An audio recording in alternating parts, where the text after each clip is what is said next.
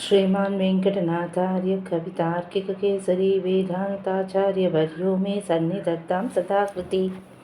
समर्पण पद्धति श्लोकं 114. यमविकलयोगक्षेमसिद्ध्यै प्रजानाम् अलमिति भरतेन प्रार्थिताम् आदरेण रघुपतिरधिरोहन् अभ्यषिञ्जत् स्वयं त्वां चरणनखमणीनां चन्द्रिका निर्जरेण. பதபதார்த்தம். ஹே பாதுகே, வாராய் பாதுகையே. இயம், இந்த பாதுகையானது பிரஜானாம், ஜனங்களுடைய அவிகல, குறைவில்லாமல் இருக்கின்ற, யோக, இல்லாததை கொடுக்கிறதென்ன, க்ஷேம, இருப்பதை காப்பாற்றுகிறதென்ன, இவைகளுடைய சித்தியை ஏற்படுவதன் பொருட்டு, அலம், போதுமானது, இதி என்று, பரதேன, பரதனாலே, ஆதரேன, ஆதரவினால், பிரார்த்தித்தாம், யாசிக்கப்பட்டிருக்கின்ற, துவாம், உன்னை, ரகுபதிஹி, ஸ்ரீராமனானவர், அதிரோகன் சன், ஏறிக்கொண்டு, சரண, திருவடியினுடைய, நக, நகங்களாகிற, மணீனாம், இரத்தினங்களுடைய, சந்திரிகா, காந்தியாகிற, நிர்ஜரேன, வெள்ளத்தினாலே, ஸ்வயம், தாமே, அப்யஷிஞ்சத், பட்டாபிஷேகம் பண்ணி வைத்தார் அப்படின்னு சாய்க்கிறார். அதாவது பாதுகையோட பிரபாவத்தை தெரிஞ்சுண்டு பரதன் பாதுகை வேணும்னு கேட்கும்போது பெருமாள் பாதுகை மேலே ஏறி நின்று, அதுவும் கிழக்கு பக்கமாக நின்று அவர் கொடுத்தார் அப்படிங்கிறது தான் வால்மீகி ராமாயணம் சொல்கிறது. அதிரோகாரிய பாதாபியம் பாதுகை ஹேமபூஷிதி. ஏன் ஏறி நின்று கொடுத்தாருங்கிறதுக்கு பதிலாக இந்த ஸ்லோகத்தை சுவாமி கொடுக்குறார். அதாவது பாதுகைக்கே 7 லோகத்தையும் காப்பாற்றுற சக்தி உண்டு, ஆள்ற சக்தி உண்டு. அதனால தான் வால்மீகி சொல்லும்போது சொல்கிறார், ஏதேகி சர்வலோகசிய யோகக்ஷேமம் விதாசியதா அப்படின்னு. இந்த பாதுகைகள் தான் 7 லோகத்தையும், அதாவது சர்வலோகத்தையும் யோகக்ஷேமங்களை நிர்வகிக்க போகின்றன அப்படின்னு வால்மீகி ராமாயணத்தில் இந்த ஸ்லோகம். இப்போ யோகக்ஷேமம் அப்படின்ற வார்த்தை, இது நம்ம அடிக்கடி கேட்குற வார்த்தை தான். நம்ம எல்ஐசி இதில் கூட பார்த்துருப்போம் யோகக்ஷேமம். யோகக்ஷேமம்னா என்ன அப்படின்னா, யோகம் அப்படிங்கிறது ரொம்ப அபூர்வமாக இருக்கிறது, இல்லாத இருந்து கிடைக்கிறது, கிடைக்காமல் இருக்கிறது கிடைக்கிறதுன்றது யோகம். அப்படி கிடைச்சது நம்மக்கிட்ட தொடர்ந்து நிலச்சி இருக்கிறதுங்கிறது க்ஷேமம். ஆக யோகக்ஷேமங்கிறது கிடைப்பதற்கரிய வஸ்து கிடைக்கிறது, அப்படி கிடைச்சது நிலச்சி நிற்கிறது.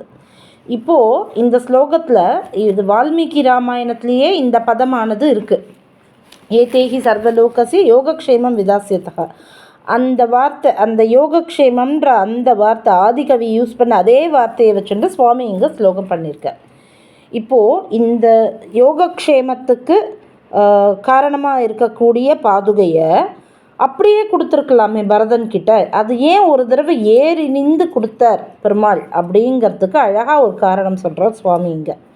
என்னென்னா, பெருமாள் திருவடியில் நகங்கள் இருக்கு இல்லையா, அதில் ஒரு ஒளிக்கற்றை, அது பெருமாளோட நகம்ன்றது அவ்வளோ தேஜஸாக இருக்குது. அதில் ஒரு ஒளிக்கற்றை இருக்குது. அந்த நகக்காந்தி, அந்த வெளிச்சத்துலேருந்து, அது ஒரு நிலா மாதிரின்னு வச்சுக்கோங்களேன், ஒரு வெள்ளை வெளிச்சத்துலேருந்து ஒரு வெள்ளம் மாதிரி ஒரு ரேஸ் பாஞ்சு வருதான். அந்த நகத்துலேருந்து ஒரு வெள்ளையாக இருக்கக்கூடிய ஒரு ஒளிக்கற்றை பாஞ்சு வருது. அந்த வெள்ளத்தில் பாதுகைக்கு பெருமாளே பட்டாபிஷேகம் பண்ணி வச்சா மாதிரி அது இருந்தது அப்படிங்கிற. இந்த நகக்காந்தியை பற்றி நிறைய இடங்களில் சுவாமி சொல்லியிருக்கார்.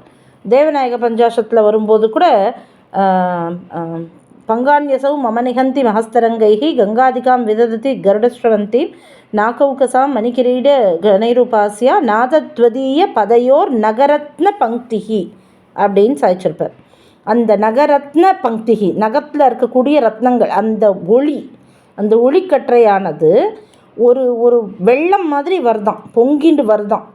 அதில் பாதுகைக்கு பட்டாபிஷேகம் பண்ணி வச்சா மாதிரி இருந்துதான். ஏன்னா அந்த திருவடியோட சம்பந்தம் இருக்கிறவோ தான் பாதுகை. அதாவது பாதுகைன்றவோ திருவடியோட பாரியா மாதிரி. திருவடியானது புருஷன், பாதுகையானவோ பாரியா. இப்போது 2 பேர் பிரிய போகிறா. அதனால் இந்த பாதுக பட்டாபிஷேகம் பின்னாடி பரதன் நடத்தி வைக்க போகிறார். ஆனால் இப்போ இந்த திருவடியால் அந்த பாதுக பட்டாபிஷேகத்தை பார்க்க முடியாதுல்ல, அது ஒரு குறை இருக்குமோ இல்லையோ. அதுக்காக பெருமாள் என்ன பண்ணாராம், அந்த திருவடியை அந்த பாதுகை மேலே ஏறி நின்று அந்த அழுத்தத்தில் நகத்துலேருந்து ஒரு ஒளி மாதிரி வந்து அதில் அந்த பாதுகையை நினச்சி ஒளிக்கற்றையினால் நினச்சி இந்த இடத்துலையே ஒரு பாதுக பட்டாபிஷேகம் அவர் பண்ணி வச்சாராம். விபீஷ்ணனுக்கு வரும்போது லங்கா ராஜ்யத்தில் பட்டாபிஷேகம் பண்ணி வைக்கிறதுக்கு முன்னாடி சமுத்திரக்கரையிலேயே பண்ணியிருப்பேன். ஸோ 2 தடவை பட்டாபிஷேகம் பண்ணலாமா அப்படின்னா பண்ணலாம், சுவாமியே அதை பண்ணி காமிச்சிருக்கார். ஆக இப்போ சுவாமி பெருமாளே இந்த இடத்துல ஒரு பாதுக பட்டாபிஷேகம் நடத்தி வச்சுடுறார். இதுக்கப்புறமா இங்கேருந்து ஏழை பண்ணிட்டு போய் பரதன் அங்கே போய் ஒரு பட்டாபிஷேகம் பண்ணி வைக்கிறார். ஆக அவர் ஏறி நின்றதுக்கு என்ன காரணம் அப்படின்னா, பாதுகைக்கு தன் திருவடியோட சம்பந்தம் இருக்கக்கூடிய அந்த பாதுகைக்கு தானே ஒரு பட்டாபிஷேகம் பண்ணி வைக்கணும் அப்படின்னு ஆசைப்பட்டதுனால தான் அபியசிஞ்சத் பட்டாபிஷேகம் இந்த இடத்துல நகக்காந்தியிலேருந்து வரக்கூடிய அந்த ஒளிக்கற்றையை வச்சுட்டு சுவாமி பண்ணார்னு இந்த ஸ்லோகத்தில் சாய்க்கிறார். அடியேன் கவிதார்க்கிக சிம்மாய கல்யாண குணசாலினி ஸ்ரீமதே வெங்கடேசாய வேதாந்த குருவே நமகா.